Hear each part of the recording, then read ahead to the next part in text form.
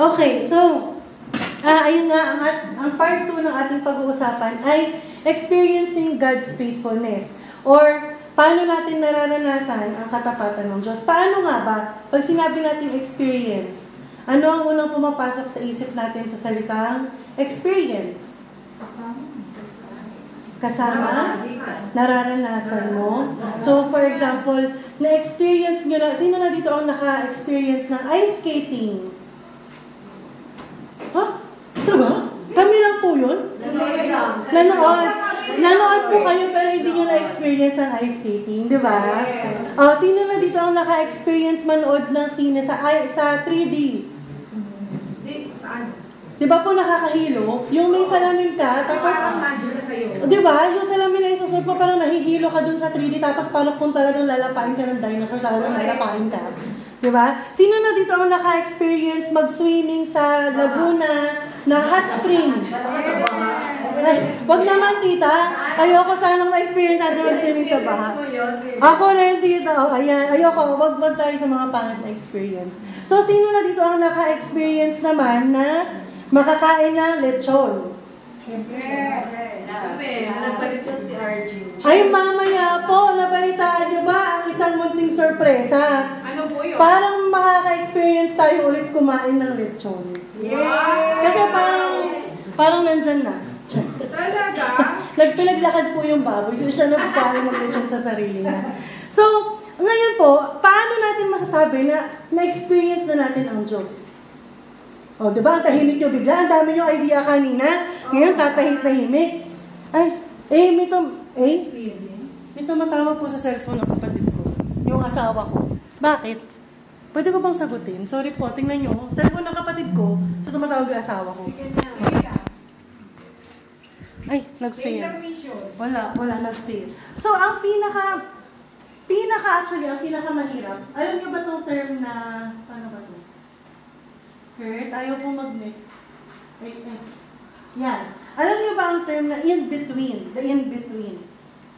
Pag sinabi mo in-between, ano ibig sabihin ng between? Nasa pagitan. Diba? So, may mga time na, for example, ikaw ay umalis sa dati mong trabaho at naghahanap ka ng panibagong mong trabaho. Nandun ka sa lugar na tinatawag na in-between.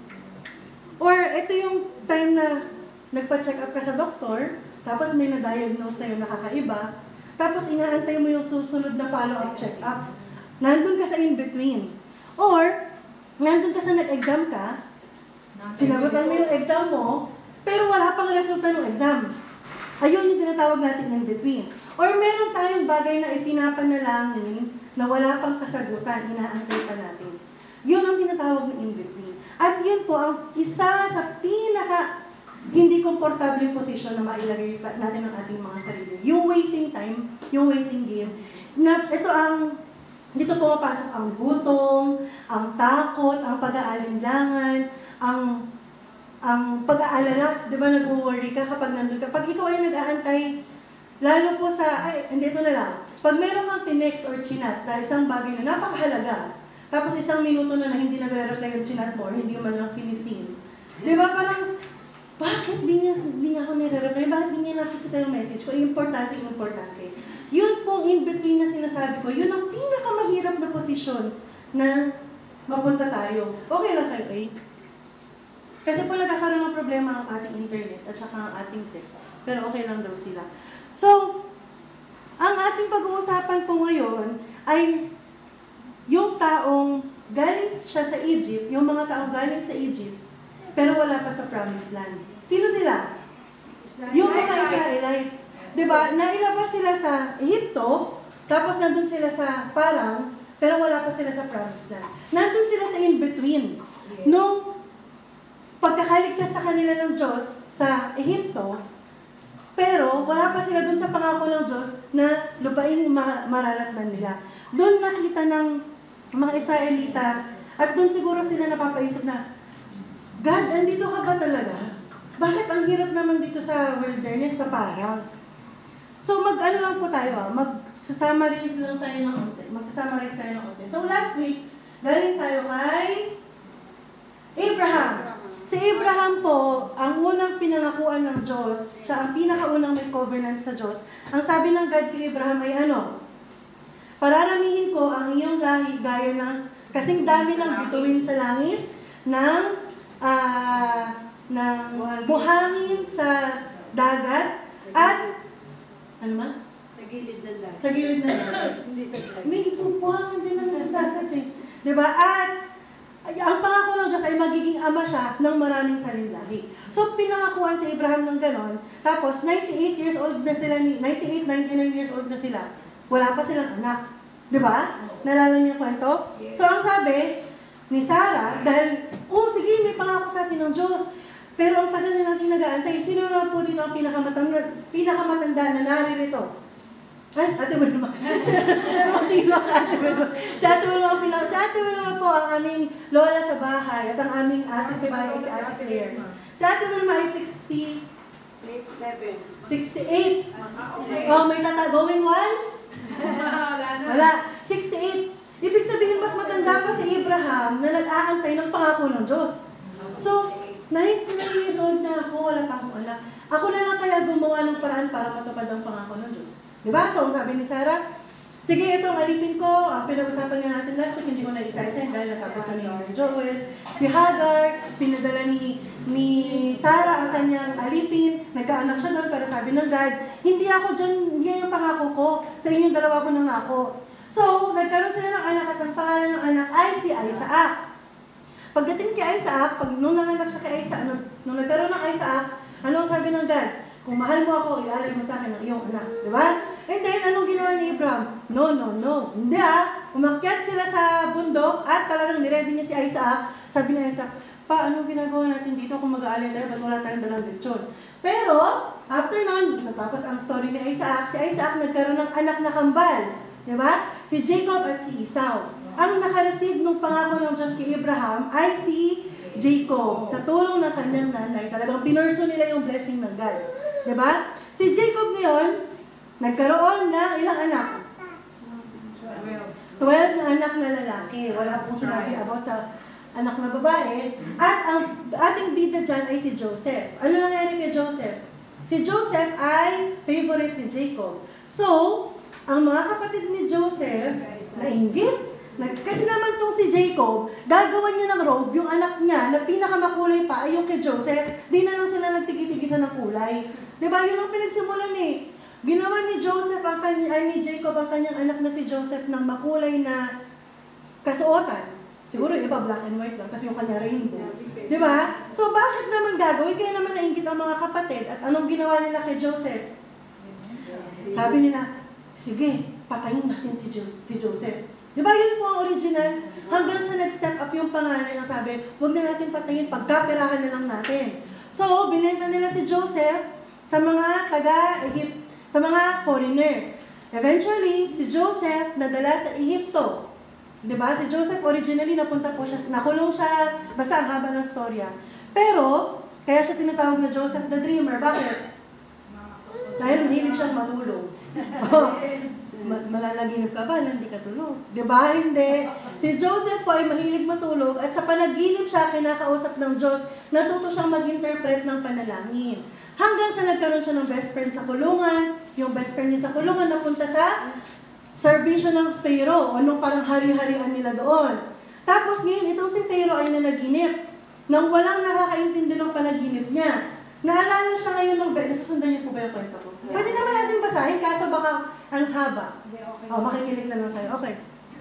So, naalala nung bestie niya, sabi niya, ay, may nakasama po akong best friend sa kulungan, magaling pong mag-interpret ng panaginip. So, pinatawag niya si Joseph. Anong sabi ni Joseph? Hindi po ako ang nag-interpret ng panalangin, kundi ang Diyos. So, ininterpret ng Diyos sa pamamagitan ni Joseph ang panaginip ng Pharaoh at ang ibig sabihin pala nun ay magkakaroon ng matinding taggutom.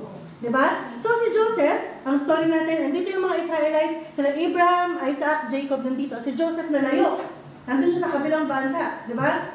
So si Joseph, dahil magkaroon ng mga taggutom, natulungan niya itong bansa na to na umangat. Dahil nalaman niya yung ibig sabihin ng panaginip na kapag ready sila. Ngayon, nung nagkaroon po ng taggutom, humingi ng tulong ang mga ibang bansa dito sa Egypto kasi sila lang yung nakapag-ready sa pamamagitan ni Joseph. umabot sa mga kamag-anak ni Joseph dahil naggutom na sila. Diba? Alam niyo, familiar kayo dun sa kwento. Ngayon, itong mga kapatid ni Joseph, pumunta sa Ehipto. At doon sila nakapagtaguyod. Dumami sila ng dumami hanggang sa nagkaroon ng maraming saling lahi. Tapos, ayaw na pong mag-mix ng aking slide. Ayan, napunta sila sa Ehipto. Dumami po doon ng mga Israelites. At libo-libong taon, ay hindi ko siya kung libo-libo o daang-daang taon nang nakalipas. Nakalimutan na po ng lahat si, Dito ko. Okay. Nakalimutan na po, kilala niyo pa ba ang lola ng lola niyo? Hindi na, diba? Ganun po yung nangyari kay Joseph. Nakalimutan na po siya ng lahat. Nakalimutan ng mga taga-Ehipto na technically, ang nagligtas sa kanila sa matinding kahirapan ay isang Israelita. Ang nangyari kasi doon, nag-migrate ng mga Israelites, pumunta kay Joseph, pero maraming taon nang nakalipas, nakalimutan nila na ang dahilan kung bakit number 1 sila sa world economy nung panahon na yon ay dahil sa isang Israelita. So after many years, ang mga Israelites, alam niyo kung ano nangyari? Dumami at naging silang mga alipin ng mga Ehipto. So nabaligtad. Diba, sa halip na dapat nire-rewardan yung mga Israelita, pinahirapan. Itong mga Israelita, ito yung pinangakuan ng Diyos. Diba? Sa kanila nangako ang Diyos from Abraham to Isaac to Jacob, ngayon na kay Joseph. Ngayon, naalala ng Diyos ang kanilang pangako at nung time na pinapapatay ng pinaka-leader nila, ang Pharaoh, patayin niyo ang lahat ng ipapanganak na batang lalaki, na panganay. Hindi lang natin pangalan, lahat ng batang lalaki, papatayin. Yes, tsaka yung mga susunod pa tita. Patayin niyo dahil masyado lang marami ang mga Israelita, nasasakop na tayo ng mga Israelita. Basically, ganun. Hanggang sa si Moses, nadaanan na rin natin ilang beses ang story ni Moses na napunta sa basket, hinanod sa ilog, naligtas ng prinsesa, at sinuweldohan ang nanay para alagaan ng anak, mag-a-apply na po ako sa ganong klase ng trabaho. Si Moses po ang tinawag ng Diyos upang iligtas ang mga Israelita sa pagkakaalipin nila sa Ehipto. Dahil bilang mga anak ng Diyos, pag sinabing anak, gusto mo ba bilang magulang makita na naghihirap ang anak mo? Hindi. How much more ang Diyos? So tingin niyo kung gaano ka bigat sa Diyos na makita niyang inaalipin ang kanyang mga anak. Diba? So niligtas sila ng Diyos sa pamamagitan ni Moses. Ano nangyari? Ilang beses po silang nag-usap ng Pharaoh na paalisin nyo ang mga Israelita. 10 beses pong nagkaroon ng mga, ano yung Tagalog ng plagues? Salot sa bansang Ehipto. Hanggang sa pinakalas na pinatay ang mga, parang kapalit. Diba? Pinatay ang mga anak ng mga Ehipto. Tapos, pinaka-greatest, one of the greatest miracles sa Bible, nung hinabol sila ng Pharaoh, sayang, hindi ko na-relate pwede ko ba ihabol? Teka lang po, panoorin niyo po ito. Sandali Yes! May nakuha po kasing vlog nung panahon pala ni Moses. Charot. Pero hindi, panoorin niyo. Wait lang. Isasend ko kay Jay para may ano tayo. Sandali lang po. Ano eh? Okay, si Jay na raw po.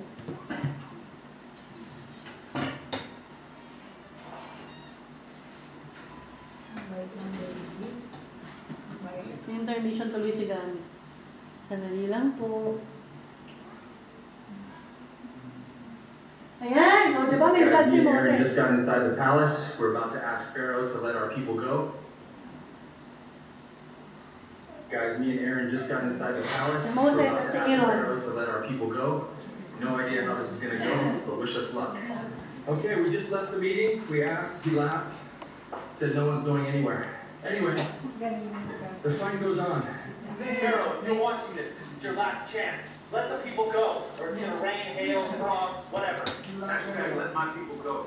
He let us go, then changed his mind. Now he's sending soldiers. We're literally running to the sea right now. We just got here, sea in front, army behind, no way out, everyone's freaking out. Let's see what God tells us to do. Guys, the sea literally opened up.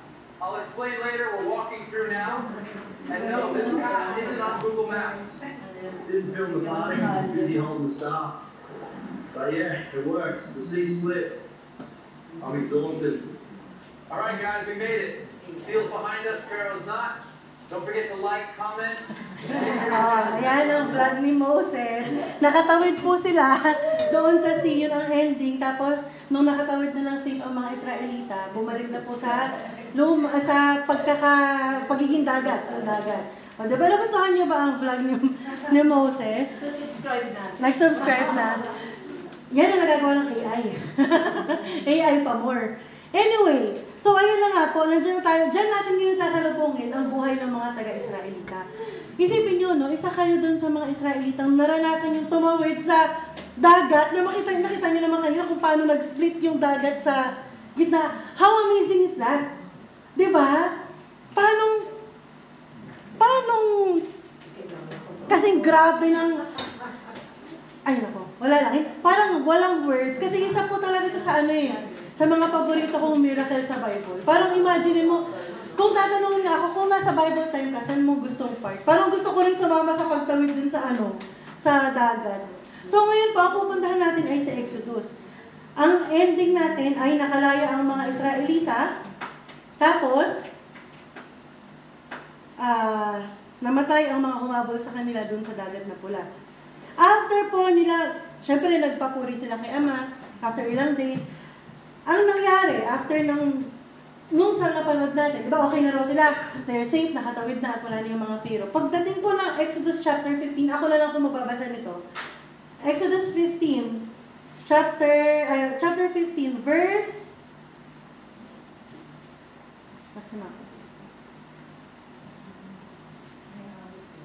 15 verse 22. So, pinagayak ni Moses ang mga Israelita at umalis sila sa dagat na pula patungo sa ilang ng shore.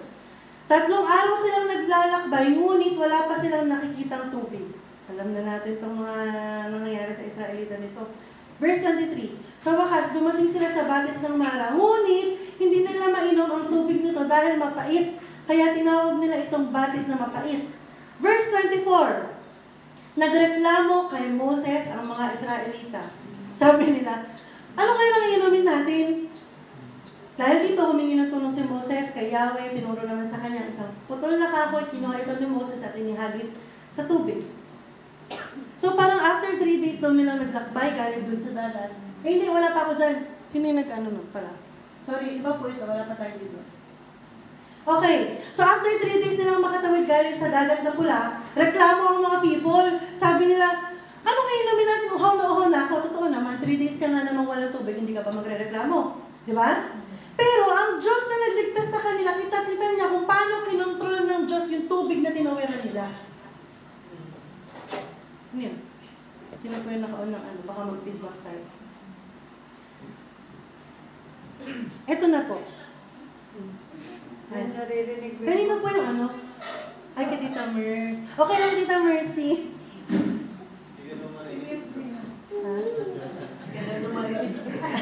Hindi rin ako marinig dito sa online. Nag-join sa Zoom.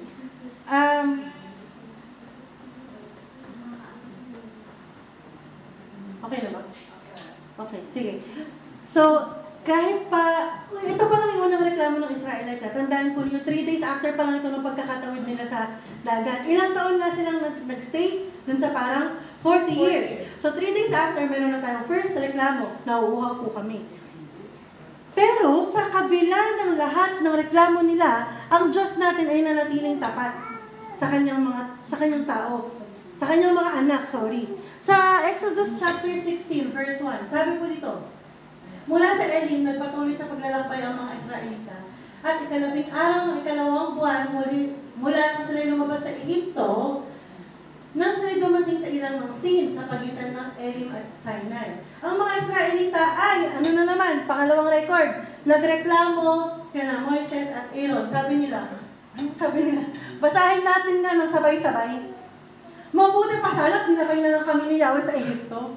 Ay, ang taray ng reklamo nila, di ba? Doon nakakakain kami ng karne at tinapay hanggat gusto namin. Dito naman sa ilang na pinadalhan niyo sa amin, Mamamatay kami sa gutom. Isipin niyo po kung gaano ka-OA ang mga tao nung Exodus time pa lang. Pangalawang book sa Bible, gaano na ka-OA. Di ba nasasabi din natin yan? Mamamatay na ako sa gutom kahapon nga lang, sabi ko, mahihimatay na ako at mahihilo sa gutom.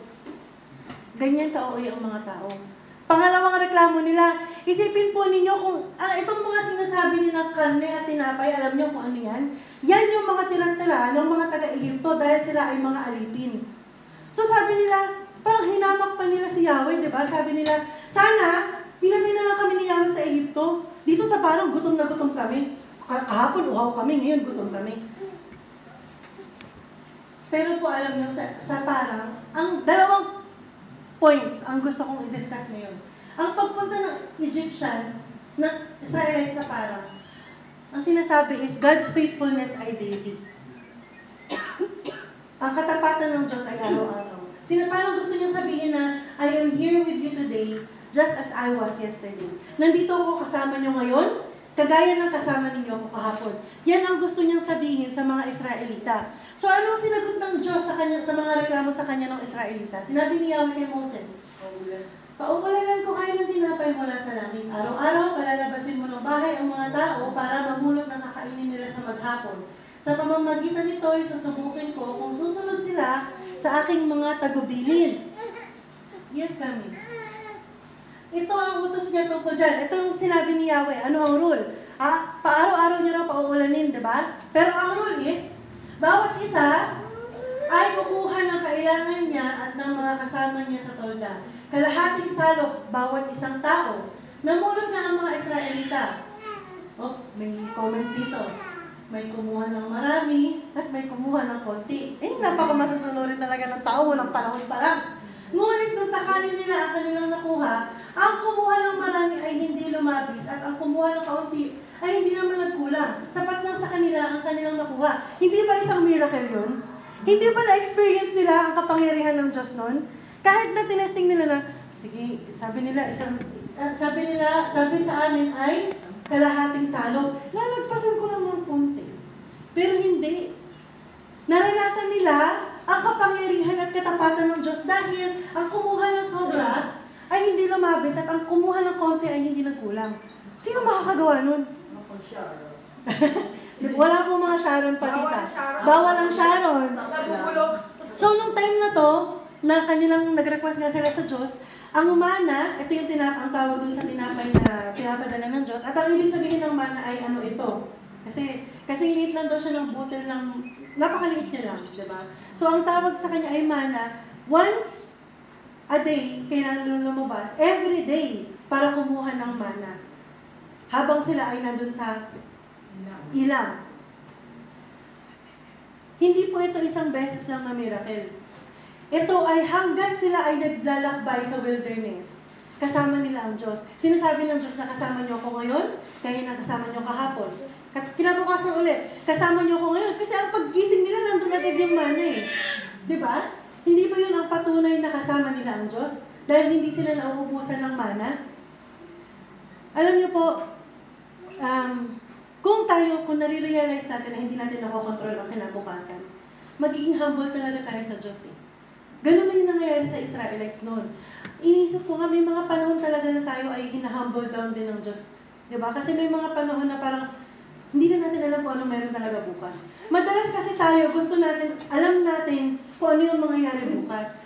Imagine niyo kung kayo ay kasama dyan sa mga Israelita na yan, hindi nyo alam talaga kung ano mangyayari bukas. Wala kayong ibang aasahan kung paano kayo kakain. Hindi kayo makakapagbaon, di ba, tita? Aasahan nyo lang yung mana na galing sa Diyos. Kung hindi natin alam ang bukas, tayo ay matututo maging mapagpakumbaba sa Diyos. At kung makikita natin kung ilang beses nag-provide ang Diyos sa dami ng kinabukasan na yon, hindi ba parang mabubuksan yung mata natin sa katapatan ng Diyos? Dahil araw-araw talaga nga may provision ang God. Araw-araw, dumating talaga yung mana. Diba? Ang Diyos binigay ang talagang kailangan nila ng mga Israelitang to.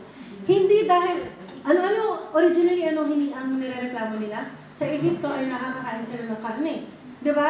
Pero hindi yun ang binigay ng Diyos. Bakit? Baka Exodus pa lang, hina-high blood na yung mga tao. Binigay niya ang talagang kailangan ng Diyos, ay ng tao, hindi ang gusto nila. Pinagbigyan niya, pinaulanan nila ng pugo di ba? Nung bago dumating yung mana, nagpaulan ng Diyos ng karne, ang pugo. Pero isipin niyo naman kung kayo ba, manok, kami nila Ate Wilma parang, paunahan na daw kaming lumipad. Kasi lagi kaming manok. Di ba? Pero ang mana, kailangan ng mga Israelite. Ang tawag is ano ito? Ano nga ba ang, JA, ano nga ba ang ilang grams ng protein, ng ilang carbohydrates, ilang sugar? Alam ng Diyos, kinumpute niya ang kailangan ng tao niya para makadating sila sa promised land, para maayos ang kanilang diet. You go sleep, it's okay. Minsan din iniisip natin na hindi tapat ang Diyos dahil hindi niya binibigay yung request natin. Di ba? Ang request ko isang batang hindi makulit habang nagtuturo. Pero ang bibigay ng Diyos ay yung kailangan natin, hindi yung gusto natin. Hindi nakabase ang katapatan ng Diyos sa kung ano ang gusto ng tao. Ha? Siya na lang po sa sermon ko. Makinig na lang po kayo sa sermon na namin mag-ina. Papa, parang yung anak ko, inaanak ko.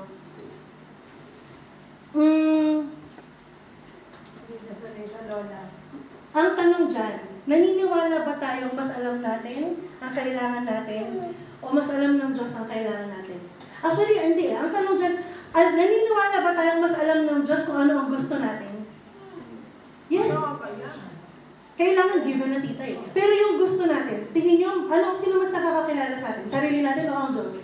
Ako sa totoo lang, alam ko mas kilala ko ng Diyos Dahil ako, ang dali kong mabago ng isip. Pag makasama ko yung si Gamalia, ang dali kong magbago ng isip. Pero mas kilala ng Diyos ako kasi kilala ko yung sarili ko. Kaya mas magtitiwala ako sa Kanya na alam niya kung ano ang kailangan ko at on top of that, kung ano yung gusto ko. Diba? So doon parang isa proof na talagang faithful ang ating Diyos. Hanggang ngayon, napapatunayan natin ang nakasulat sa Lamentations na God's mercies are new every morning. Kailan hindi sumikat ang araw? Kahit ang lakas ng bagyo, pag hindi sumikat ang araw, talagang pitch dark sa labas. Pero hindi, laging may araw. Hindi man lang natin nakikita ang sinag niya, pero the fact na may liwanag, it means nandun ang araw. Tama, mali? Di ba? Ito pong mana na to, hindi lang to tinapay. Kung hindi, ito ang dependence ng Israelita sa Diyos na kasama nila, sa Diyos na nagligtas sa kanila sa Egypto. Ang pangalawang punto na gusto kong i-share sa atin ay God's faithfulness teaches trust. Dahil kung napatunayan nila na ang sinabi ng Diyos na I am here with you today just as I was tomorrow, magtitiwala ka sa Kanya na He will be there tomorrow too. Tama? Yes. So kung ang Diyos, ilang araw man, lumipas ang isang linggo, laging may mana, nagtitiwala ka na dahil sunod-sunod na dumating yung mana. Pagdating po ng Exodus chapter 19, tingnan natin po ano ang ginawa ng mga Israelita. Exodus 16, chapter 16, verse 19. Sinabi sa kanila ni Moses, huwag kayong magtitira para sa kinabukasan. Diba? Malinaw? Ngunit, eto na naman, ang ilan sa kanila hindi nakinig kay Moses. Kinabukasan, ano nangyari? Inuod at bumaho ang itinira nila, kaya nagalit sa kanila si Moses. Kahit ako na naman siguro si Moses, kung ako nga si Moses, papakain ko pa sa kanila ng mga inuod. Hindi, joke lang. Joke lang. Mula noon, tuwing umaga, namumulat na lang sila ng kanilang kakailanganin. Pag init ng araw, ito ay natutulog. Buti na lang, hindi kasi mo. Buti na lang, hindi ako si Moses. Joke lang dito. Hindi mo lang papakain yung word. Nararanasan natin yung titang hinalang saan? Sa talong. Di ba minsan may tao yung talong? Pag tinortan, di mo alam kung may tao pa yung talong. So, ito pong mana, ito ay isang test sa mga Israelita. Kung talaga nga bang magtiniwala sila sa katapatan ng Diyos. Di ba? Kaso apparently may mga ilan sa kanila na napakatigas ng ulo. Sa totoo lang po, alam niyo, tinitraining talaga ng God ang Israelites Training talaga to sa kanila na talaga ba magtitiwala kayo sa akin? Kasi pagdating nila ng promised land, itong ilang araw pa lang ang nakakalipas simula nang nakatawid sa dagat. Marami na iba pong commandments ang sasabihin ng Diyos. Ito po yung pinakasimple. Wala pa tayo sa 10 commandments. Diba? So kung yung pinakasimpleng commandment niya na kumuha kayo ng sapat lang sa inyo ay hindi nyo masunod, paano natin aasahan na yung 10 commandments ay gagawin ng Israelites? So tinitraining niya niya yung mga anak niya. Alam niyo po, kung ako ngayon mag-iisip, sabi ko nga, parang nagawa na ng Diyos hatiin yung yung dagat. Yung tubig sa dagat pala, hindi pala yung dagat. Posible niya rin gawin na yung after ng dagat, promised land na automatic. Di ba? Parang posible lumindol na lang, tapos umikot yung earth, para hindi na sila maglalakbay ng 40 years pa sa wilderness. I mean, si Yahweh ang pinag-uusapan natin, walang imposible sa Diyos. Posible niyang gawin na, for example, habang tumatawid yung mga Israelites, ito po imagination ko lang i-share ko lang ito sa inyo. Habang tumatawid sila sa dagat, lumindol ng malakas, umikot yung earth para pagtawid dun sa dagat, yun na yung Canaan. Di ba? Technically, pwedeng gawin yun ng God. Kasi siya ang Diyos. Pero hindi. Kailangan ng Israelites ng training ground. Kailangan nilang matutunan na magtiwala sa Diyos araw-araw. Na huwag silang mag-hoard. Alam niyo po yung hoard? Mga panic buying. Kung baga sa term yun, wala magpa-panic buying. Kung hindi, at hindi sila magtitiwala sa sarili nila, kung hindi doon sa Diyos na nagbibigay at nagpapaulan ng mana araw-araw. Each day po, para sa mga Israelita na to, is an opportunity to trust God again. Pero hindi ko alam kung gaano katagal nagpasaway ang mga Israelita na to. Diba? Ang trust, it grows one day at a time, hindi yan automatic. Hindi porket itinawid.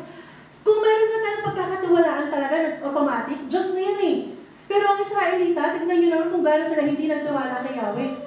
Kasi kumukuha sila ng madami. Ibig sabihin, hindi sila nagtitiwala sa Diyos. After nilang ma-witness yung pagkakatawid nila dun sa dagat, hindi pa rin sila nagtiwala sa Diyos. Nakakahiya, no? Grabe sila. Bakit sila ganun? Di ba? Parang kung ikaw ang nandun, paano ka hindi magtitiwala sa Diyos? Makikita mo sa paligid mo, nandun yung mga shark at hindi nakakalagpas sa'yo kasi may wall ng tubig. Tapos kung yung mga shark na malalaki na hindi ka nalapa, iningatan sila ng Diyos. Alam niyo, aquarium, di ba sa aquarium, dahil ayun yung tubig, nakikita niyo yung mga isda umiikot? Ganun yung nakita nila ng live, in person, at walang grass. Tapos 3 days after, Ama, nauuhaw kami. Sana pinatay mo na lang kami. Ha? Talaga ba? After ng mga nangyari na yun, totoo ka ba? Ngayon, alam niyo po kung ano ang problema.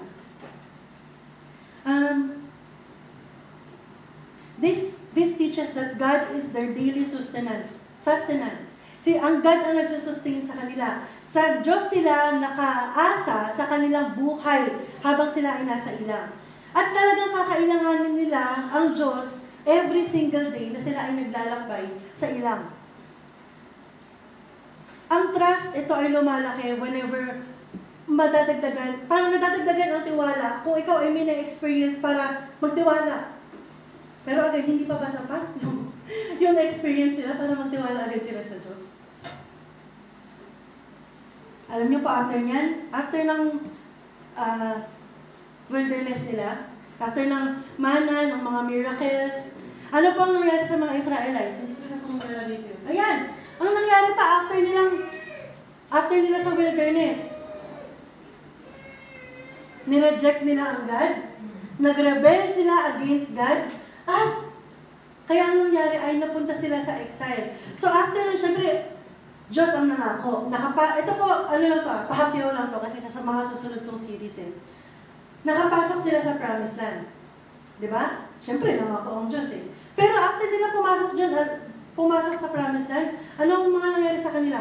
Ayaw ka na namin kausapin kasi natakot kami kay Moses, padalhan mo na lang kami ng judge, padalhan mo na lang kami ng hari, padalhan mo na lang kami ng propeta. At pag hindi nila gusto ang sinasabi ng judge, ng hari, ng propeta, anong ginagawa nila? Bumubuo sila ng gintong toro para yun ang sasambahin nila.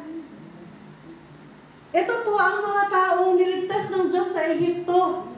Pag hindi naaayon sa kagustuhan nila ang sinasabi ng Diyos sa pamamagitan ng mga propeta, anong gagawin nila? Na ipunin natin yung mga ginto nyo, tutunawin ko at gagawin kong gintong toro, kasi itong toro hindi nagsasalita. Tayo ang magdidikta sa toro na to. Diba? Ganyan ang nangyari sa Israelita. Pero anong nangyari? Hindi po doon natapos. Dahil dumating si David. Pagdating ni David, next session po ito, narako ulit ang Diyos sa kanyang mga anak. After ni David, many years after, ano ang huling pangako ng Diyos? Si Jesus Christ. Hanggang ngayon, anong sabi ko kanina? Kadiri yung mga Israelita, anong klaseng tao yung mga yan? Hindi tayo nalalayo sa kanila. Nakakadiri din talaga tayo. Bakit? Kailan Kailan tayo hindi ginising ng Diyos? At ang unang lalabas sa bibig natin sa umaga, pag naunahan tayo ng cellphone at chat, at ang unang chat na bumuwad sa atin ay yung boss natin, anong unang lalabas sa bibig natin? Boss ko naman ito, boss ko naman ito. Oh! Di ba? Hindi tayo naiiba sa mga Israelita. Na-experience natin ang Diyos, kakagising lang natin. It's like meron tayong sariling mana kasi ang mana natin ay buhay natin. Ginising tayo ng Diyos. Ang mana na meron tayong ay ang buhay na galing sa Diyos. Tapos, makarinig ka ng, hindi ka lang magising ng okay. Parang gumising ka lang na medyo masakit yung ulo mo. Ang unang sa lalabas sa bibig mo, ang sakit ng ulo ko. O, di ba? Hindi tayo naiiba sa Israelita. At sa isang araw, magbilang kaya tayo ng, magkaroon tayo ng logbook kung ilang beses tayo nagreklamo. Ilang beses na nga po ako nagre-reklamo ngayon sa anak ko napaka-cute eh. Kasi po, tulog niya po kasi ng 11. Hindi siya nakatulog. Kung tayo po ay magigising na may inaalala sa buhay, kailan nga ba tayo hindi nagising kailan nga ba tayo nagising ng walang inaalala? Sana all. Turuan niyo nga po ako. Wala. So, okay. So, confirm. Gigising tayo na tayo ay may inaalala. Anong una natin gagawin? Hawakan yung cellphone? Or mananalangin sa Diyos na salamat po sa panibagong araw? Kung nararamdaman natin na tayo ay may kulang sa atin, empty, or may hinahanap tayo sa sarili natin, anong una natin gagawin? Manonood ng TikTok, ng YouTube, ng Netflix? May pa more. Or magbubukas ng Biblia? Kailan natin binuksan ang Biblia sa panahong may hinahanap tayo? Never. Minsan si ChatGPT na nga lang. Pero alam si ChatGPT talaga helpful yun siya. Pag may hinanap ka, diba tita? Kung hindi natin alam ang kasagutan sa ating mga panalangin, bagayahin natin si Sarah, hahanap tayo ng Hagar para tayo na lang yung magsasolve ng problema natin. Ay, oo, ganyan tayo madalas. Alam niyo, natatawa lang talaga tayo sa mga Israelita. Pero try talaga natin mapunta doon sa kalagayan nila. Sabi ko nga sa inyo, unang reklamo nila is uhaw ng 3 araw. Naranasan niyo na ba mauhaw ng 3 araw? Hindi pa. So bakit natin pinagtatawanan ng Israelita? Sila nagtisa ng 3 araw na walang tubig. Tayo, ilang oras pa lang na walang tubig, reklamo tayo. Di ba mas masahol tayo sa mga Israelita? Sila, 40 years sila nagtsaga dun sa mana na yun ang pagkain nila. Wala silang skyflakes, wala silang tinapay. Tapos talaga nagreklamo sila kasi gusto nila ng karne. Adobo! Mag-init ka ng adobo ng 2 araw, pangatlong araw gusto mo pang kainin. Matidiri ka na, di ba? So mas masahol tayo sa Israelita. Kasi sila 40 years sila nagtiis sa mana eh. Di ba? Ano pang nireklamo natin? Init! Nung panahon nila, tingin nyo may aircon? Wala! Ano pa, mas masakit na sapatos kasi bago yung sapatos ko. Pag bago yung sapatos, masakit, di ba? So, nung panahon ng Israelita, wala silang sapatos. Naglakad sila sa ilang ng... Ewan ko kung may sandals po sila nung time. Kasi ang alam kong sandals nung medyo New Testament na eh. Nung time ng Exodus, hindi ko alam talaga kung meron ng sandals. Siguro, dahon. Hindi ko alam. Search natin sa ChatGPT. Yung pakisearch mo ba? Tapos ngayon, yung sapatos natin bago, pag madumihan, kasi kulay puti, ano na sasabihin natin? Grabe ka naman, ang dumi-dumi na ng sapatos ko. Di ba? Hindi ba kadiri tayo? Mas kadiri tayo kasi sa mga Israelita. Talagang pag marirealize mo ito, mahahumble ka rin sa sarili mo eh. Kasi sila, yung reklamo nila valid. Di ba, tita? Tayo, ang reklamo natin, parang hindi ganito yung adobong gusto ko na luto. Ha? Si Ate Will, alam ko na yung gusto niya adobo. Gusto na may sabaw. Kaso po yung asawa ko ayaw ng may sabaw. Saan ako lalagay? Di ba? So, good news po. Kahit tayo ay mas masahol sa Israelita, ang katapatan ng Diyos ay araw-araw pa rin nating nararanasan. Dahil ang katapatan ng Diyos ay eternal. Hindi ito nakadepende sa kung gaano tayo kasahol, sa kung gaano tayo kabait, kung gaano tayo kalinis, at kung gaano tayo ka-perfect kasi walang perfect. Si Jesus Christ lang ang perfect. Ang katapatan ng Diyos ay nakadepende sa Kanya dahil siya ay Diyos ng katapatan. Ang kabutihan niya ay nakadepende sa Kanya. Bakit? Dahil siya ay Diyos na mabuti. Sa kabila po ng lahat ng reklamo natin, sa kabila ng lahat ng pag-aalinlangan natin, sa kabila ng lahat ng Napakasimpleng problema natin. Mag-isip po kayo ng isa niyong problema ngayon na sobrang simple, na parang gusto mo lang batukan ngayon yung sarili mo sa lahat ng nare-realize natin. Ay, dami agad pumasok sa isip ko. Aray ko, babatukan ko na lang po yung sarili ko. Sa kabila po ng lahat ng yan, God's faithfulness is daily and it teaches you to trust Him. So, punta po tayo sa Deuteronomy chapter 8. Ito yung bilin ni Moses kasi medyo malapit na siyang madens dito dahil ang tagal talaga nilang nagbiyahe. Nanatili sa ilang. Deuteronomy chapter 8 verse 2. Alalahanin ninyo, sabi ni Moses sa mga Israelita, kung paano niya kayo pinatnubayan sa ilang sa loob ng 40 taon upang matuto kayong magpakumbaba. Sinubok niya kayo kung susundin niyo siya. Tinuruan niya kayo magpakumbaba, ginutom niya kayo bago binigyan ng mana. Isang pagkain hindi niyo kilala ni ng inyong mga ninuno. Ginawa niya ito upang ipaunawa sa inyo na ang tao ay hindi lamang sa tinapay na bubuhay, kundi sa bawat salitang nagmumula sa bibig ni Yahweh. Sa loob ng 40 taon, tingnan niyo po ito. Hindi na sila ang inyong kasuotan at hindi na mag-aang inyong paa sa kakalakad. 40 years! Sino dito ang walang maisusuot dapat ngayon? Sino dito ang kahapon pa lang nilare? Ay, dito! Sa Atamil! Sa Atamil, wala naman naalala ko. Sabi niya kasi kanina umaga, di na lang po ako sasama kasi wala po ako isusuot. Ate, sa loob ng 40 taon, hindi na sila ang kasuotan nila. Hindi na mag-aang kanilang mga paa sa kakalakad. Ngayon po, konting kain lang ng tilapia, ng galunggong, ng munggo. Medyo namawala magana. Italin ninyo sa inyong isipan na kayo dinidisiplina ni Yahweh na inyong Diyos, gaya ng pagdidisiplina ng isang ama sa kanyang anak. So hanggat matigas po ang ating ulo, applicable sa ating itong mga sinasabi ni Moses, alalahanin natin kung paano tayo iningatan ng Diyos sa atin sa loob ng 32 years. Itasali, ilang taon na po kayo? Alalahanin niyo kung paano kayo iningatan ni Yahweh sa loob ng 62 years. Ng 68 years. Tito Eugene? What? 58 years. Ganyan na tayo katagal iniingatan ng Diyos. So kahit for today, for the rest of today, kung kaya niyo pong i-extend hanggang bukas, huwag muna tayo magreklamo. Di ba? Dahil ang ating Diyos ay tapat. At lagi nating nararanasan ang Diyos. We experience God on top of our complaints, on top of our worries, on top of our doubts. At hindi natin mararecognize yun na na-experience natin ang Diyos kung uunahan natin ng reklamo. Di ba? Pag nauna ang reklamo sa ating isip, makakalimutan natin na kasama natin ang Diyos. Sa akin ko po talaga sinasabi ko. Sa sarili ko po talaga. When all we have is today, God becomes more real. Di ba? Kung itong araw lang ang meron tayo, mas nagiging totoo yung Diyos. Tama? Yes.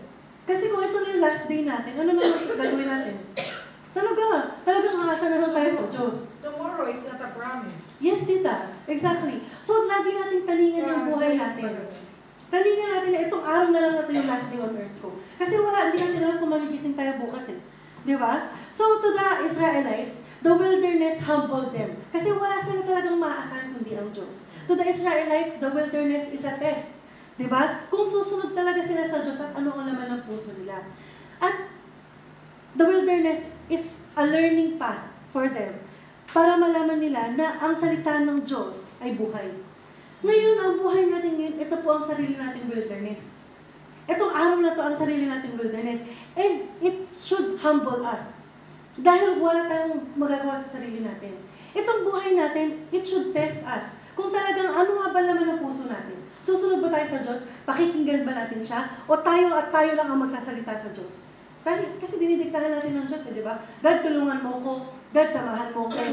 Hindi ba dapat, God, samahan kita. God, tulungan kita.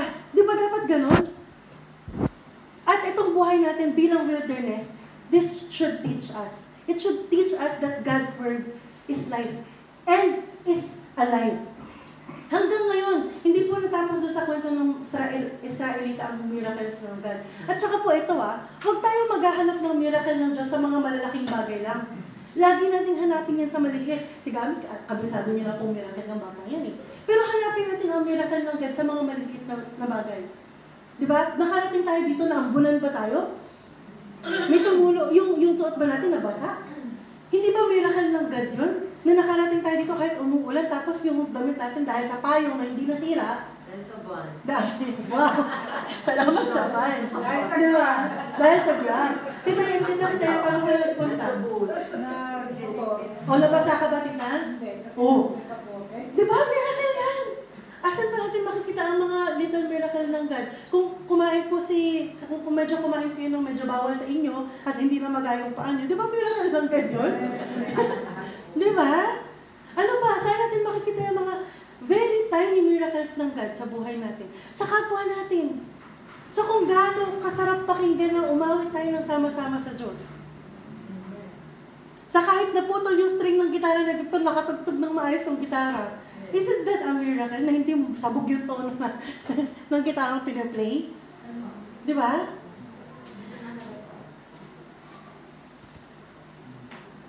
When we stop depending on tomorrow, we lean closer to God today. So, tigilan natin ang kakaisip natin sa future. Di ba? Kayo po medyo hindi natin alam, baka mas konti yung future nyo kaysa sa mga mas nakakabata sa inyo. Huwag nyo na pong isipin ang future ng mga anak ninyo. Malaki na po kami. Bawasan nyo na po. Para yung puting buhok nyo medyo ma-preserve. Maging black pa rin siya. Ang Diyos, hindi niya gustong makita. Kasi last week, ang pinag-usapan natin is, gusto ng Diyos na makita natin ang kanyang katapatan. Hindi lang yun ang gusto ng Diyos. Gusto niyang malasahan natin to. Diba? Ma-experience natin, maranasan natin ang kanyang katapatan. Malasap, ang ganda po ng word na yan, Nina. Malasap natin ang kanyang katapatan. Ngayon po, let's pay attention to our mana moments. Tawagin natin itong mana moments. Ang araw-araw na kabutihan ng Diyos sa buhay natin. Mag-pay attention tayo dyan. Huwag natin hanapin sa something na malaki, ha?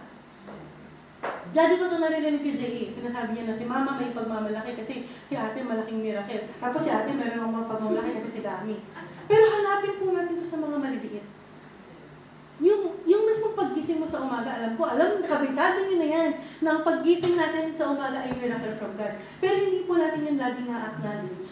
Di ba? Dahil ang unang hawakan natin paggising ay ano? Ay cellphone. Tanggal ang miracle.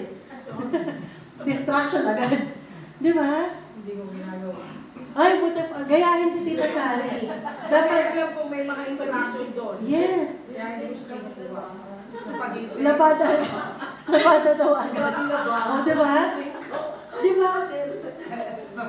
Pero hindi po. Sabi nyo nga Nina, lasapin ninyo yung kabutihan ng Diyos, yung katapatan niya sa araw-araw ng buhay niyo. Paano ka makakasurvive? Paano mo matatapos tong araw na to kung hindi ka niya iingatan hanggang sa pag-uwi mo? Ilang aksidente ang meron sa daan. Nakita niyo po yung sunog sa tondo kagabi? Si Arjen lang po nagpakita sa akin, parang every minute, naging grabe yung alarm niya. Hanggang sa umabot na sa parang pinakakataas-taas ang apoy. Sobrang laki po ng sunog. Hindi ba miracle na hindi nasunog yung bahay natin kagabi? Matatanggap lang na, hindi, ang problema sa atin kasi ganito eh. Nagiging miracle lang siya pag yung kapitbahay natin nasusunog tapos hindi nasunog yung bahay natin. Gets? Pero kung nasa tondo, tapos taga-Fairview ka, hindi miracle. Pero miracle po yun. Na ngayong araw hindi nasunog yung bahay mo. Na ngayong araw hindi kayo binaha. Huwag tayong mag-antay ng point ng time na konti na lang, tapos babahain ka na. Hindi po doon. Sa 365 days, 364 days kayo hindi binaha. Hindi ba miracle yun? 365 days na hindi nasunog yung bahay mo. Doon po natin ma-recognize ang katapatan ng Diyos. Doon natin ma-experience yun. Amen. So, ngayon po, kapag the more na pinokolekta natin yung tiny miracles natin na yan, masasabi natin na, God, you are enough. And I believe in you. At doon natin mas-start, mas ma-experience ang God. Doon natin mas-start na maranasan ang kanyang kapangyarihan. So, ito po ang encouragement ko. Hindi ko alam kung nailagay ko. Ngayon yung next pa ba? Wala na, no? Ang encouragement ko po sa ating lahat. Total, lagi naman tayo may cellphone. Usually, na-encourage ko kayo magsulat eh. Kaso parang tapos na tayo doon kasi cellphone na po ang hawak ng lahat. So, lahat naman... Susulat sa notes. Ayan, yan. Perfect yan, tita. Notes. Mayroon kayong notes sa cellphone? Alam niyo yung notes page? So, ngayon po, ang encouragement ko, this coming week,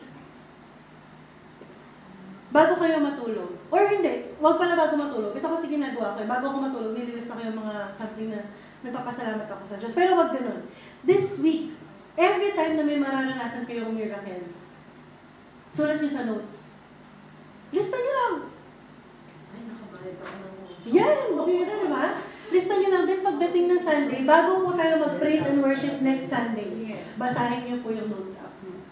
Tapos tignan niyo kung gaano ka-faithful ang God buong week. Lista niyo lang kasi paggabi po, alam niyo madalas nakakalimutan yung ibang nangyayari sa buong araw. So, hindi na, alam niyo po, ang average daw na, hindi ko na-save yung research ko. Teka. Diyan lang.